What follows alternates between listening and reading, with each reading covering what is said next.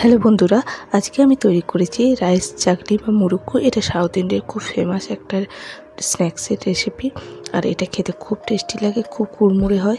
আর এটা আমরা বাজারে নর্মালি কিনে এনে খেয়ে থাকি, কিন্তু কীভাবে সহজে বাড়িতে তৈরি করে নেবেন সেটাই দেখাবো। খুব একটা উপকরণ লাগে না, খুব কম টাইমেও হয়ে যায়। তো ভিডিওটা দেখে নিয়েছে আমি এই চাকলিগুলো কীভাবে তৈরি করেছি। তো প্রথমেই একটা বড় বাটি নিয়ে নেব, তাতে দেবো এক কাপ মেপে চালের গুঁড়ো। নর্মাল যে বাজারে চালের গুঁড়ো পাওয়া যায় সেই চালের গুঁড়োই নিয়েছি। এরপর এতে আমি দেব 2 চামচ বেসন, বড় চামচের 2 চামচ বেসন দিয়েছি। দেব 2 টিস্পুনের মতো গোটা জিরে, 1 টিস্পুন দেব আমি কালো জিরে, হাফ টিস্পুন দেব হিং, আর 2 টিস্পুন দেব আমি লবণ।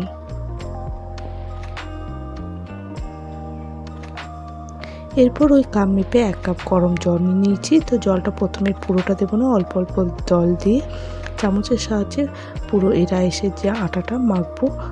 যেহেতু গরম আছে, হাত দিয়ে মাখতে গেলে অসুবিধা হবে, হাতে গরম লাগবে, সে প্রথমে চামচ দিয়ে মেখে নেবেন।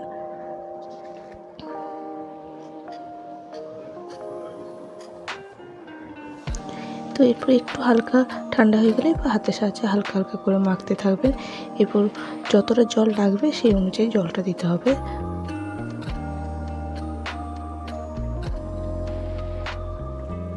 তো আমি আরেকটু জল দেবো, যেহেতু আরেকটু জল এখানে লাগবে।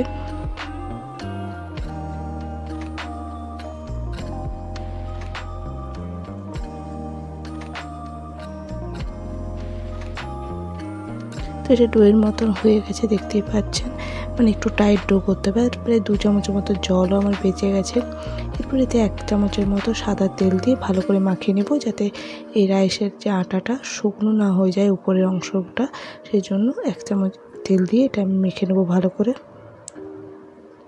তো এটা মাখা হয়ে গেছে। এরপর একটা চাকলি মেকার নিয়েছি, নর্মালি এটা বাজারে পেয়ে যাবেন বা অনলাইনেও আমরা অর্ডার দিতে পারেন। তো এই চাকলি মেকারের ভিতরটা আমি একটু অয়েল ব্রাশ করে নেব। আর চপিং বোর্ডের ওপর যেহেতু চাকলিগুলো করবো, সেই জন্য চপিং বোর্ডটা একটু তেল ব্রাশ করে নিচ্ছি আমি। তাহলে কী হবে, চাকলিগুলো চপিং বোর্ডে লেগে যাবে না। এরপর যে আটাটা মেখে রেখেছি রাইসের, সেটা এইভাবে লম্বা করে চাকলি মেকারের ভিতর দিয়ে দেবো।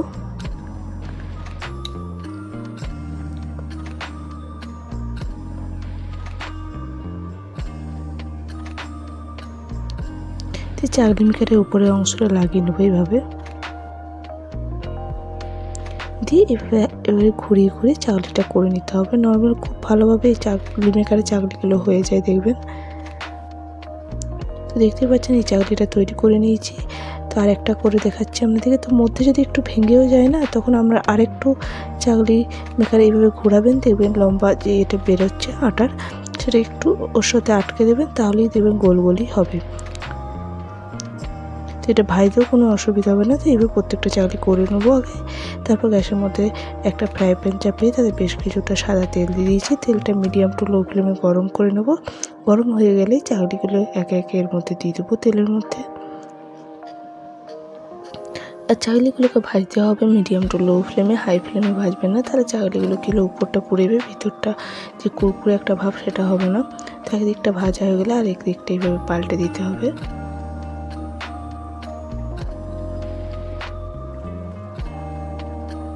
তো এই চাকলিগুলো ভাজা হয়ে গেছে, এগুলোকে আমি তেল থেকে উঠিয়ে নেব। তো তেল থেকে উঠিয়ে ভালো করে তেলটা ঝাড়িয়ে নেবো। আর এই যে দুটো চাকলি লাস্টে দিয়েছি সেগুলো একটু ভাজা হবে, সেই জন্য ওগুলো রেখে দিলাম তেলের মধ্যে। তো এগুলো একটা অন্য পাত্রে সরিয়ে নেবো। এইভাবে আরও যে চাকলিগুলো করে রেখেছি সেগুলোও তেলের মধ্যে দিয়ে দেবো।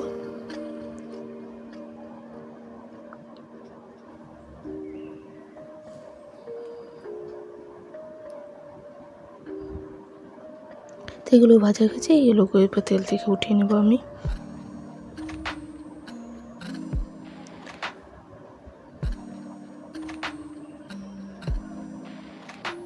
তো এইভাবে প্রত্যেকটা চাকলি ভেজে নেব।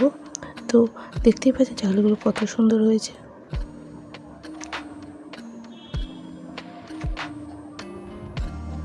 আর এই চাকলিগুলোকে আপনারা স্টোর করে 1 মাস রাখতে পারেন এবং যখন মন যাবে তখন বার করে খেতে পারেন।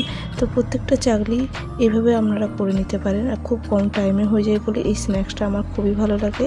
মানে বেশি টাইমও লাগে না আর খুব তাড়াতাড়ি হয়। আর কতটা কুরকুরে হয়েছে দেখতেই পাচ্ছেন, ভেঙে যাচ্ছে ঝট করে।